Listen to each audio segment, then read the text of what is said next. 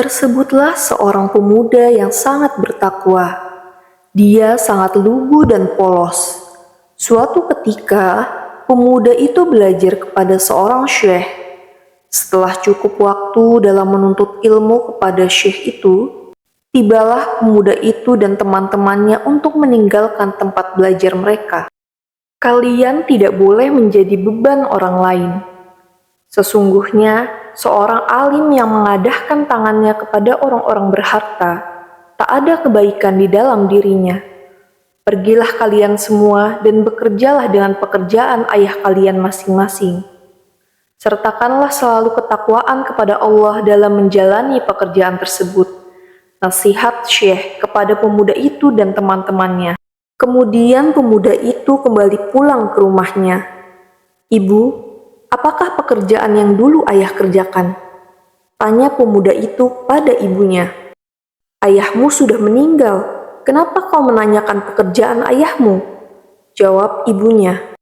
Pemuda itu terus mendesak agar diberitahu tentang pekerjaan ayahnya, dan si ibu selalu mengelak. Namun pada akhirnya, ibunya terpaksa memberitahu pekerjaan ayahnya dengan berat hati. "Ayahmu dulu adalah seorang pencuri.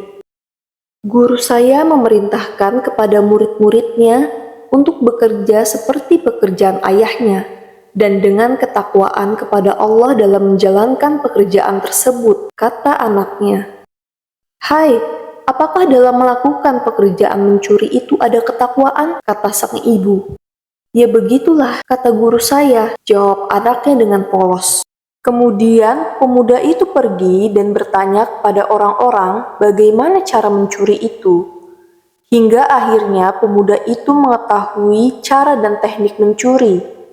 Usai sholat Isya, pemuda itu menyiapkan alat-alat yang akan digunakan untuk mencuri dan menunggu sampai semua orang tertidur lelap.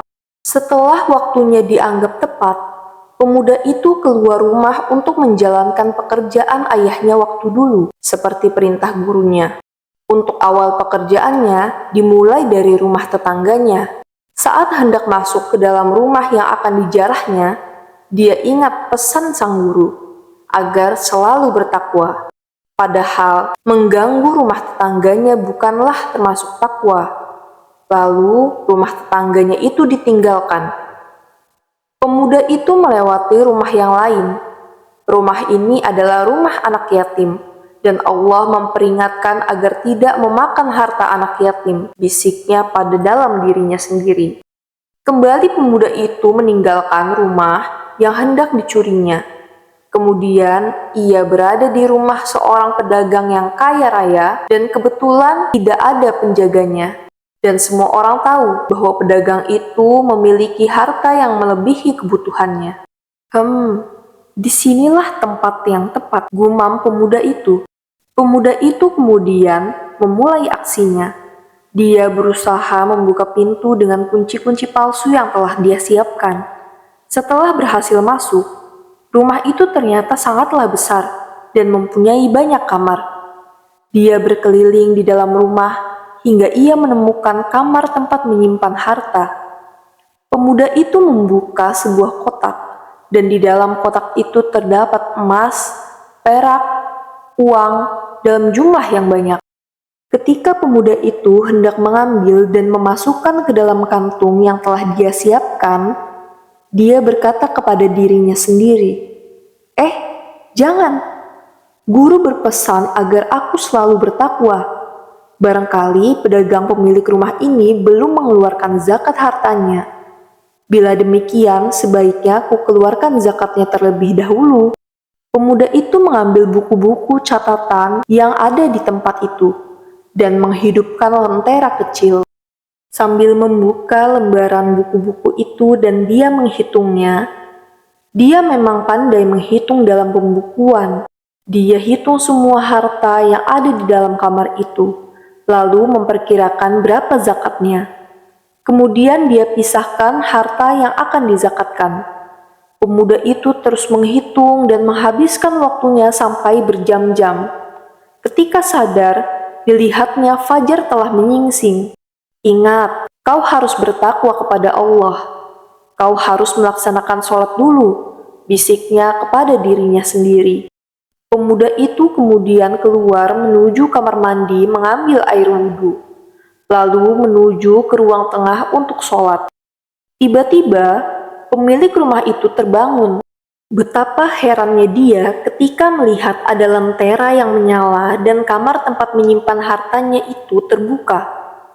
Dan ruang tengah ada seorang yang tengah melakukan sholat. "Ada apa ini?" tanya istri pedagang itu.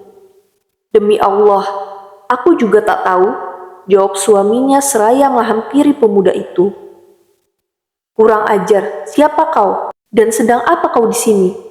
"Sholat dulu, baru nanti bicara. Ayo pergilah berwudu, lalu sholat bersama. Tuan rumahlah yang berhak menjadi imam," jawab pemuda itu dengan enteng, seperti tak melakukan apa-apa. Dengan perasaan yang khawatir dan penuh tanda tanya, pemilik rumah itu menuruti kehendak pemuda itu. Tapi, wallahu alam, bagaimana dia bisa sholat? "Sekarang, coba ceritakan, siapa kau dan apa urusanmu?" tanya pemilik rumah itu setelah selesai sholat. "Saya ini seorang pencuri," jawab pemuda itu. "Lalu, apa yang kau perbuat dengan buku-buku catatanku itu?" tanyanya lagi. "Aku menghitung zakat yang belum pernah Anda keluarkan selama 6 tahun. Sekarang, aku sudah menghitungnya, juga sudah kupisahkan, agar kau dapat memberikannya kepada orang yang berhak." Pedagang pemilik rumah itu menjadi heran dan bingung dengan apa yang dilakukan oleh pemuda pencuri itu di rumahnya. "Hai, ada apa sebenarnya denganmu? Apa kau gila?" katanya. Kemudian pemuda itu menceritakan semua yang dia alami, mulai dari dia belajar kepada gurunya, dan semua nasihat yang diberikan oleh Syekh kepada dirinya.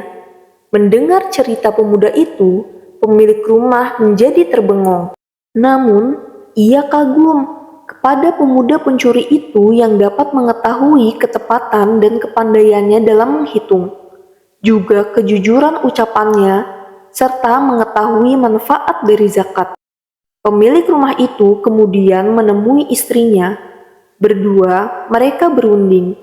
Beberapa saat kemudian, kembali mereka menemui pemuda itu. "Bagaimana andai kata kau kunikahkan dengan putriku?" kata pedagang pemilik rumah itu, yang memang mempunyai seorang anak gadis. "Aku jadikan kau pegawaiku, kuangkat kau menjadi juru hitungku. Kau boleh tinggal bersama ibumu di rumah ini." Pemuda itu sejenak diam, dipikirkan tawaran pedagang itu, dan akhirnya ia mengambil keputusan. "Baiklah, aku setuju," jawab pemuda itu. Di pagi hari itu pula, pedagang kaya raya itu memanggil para saksi untuk acara akad nikah putrinya dengan pemuda itu.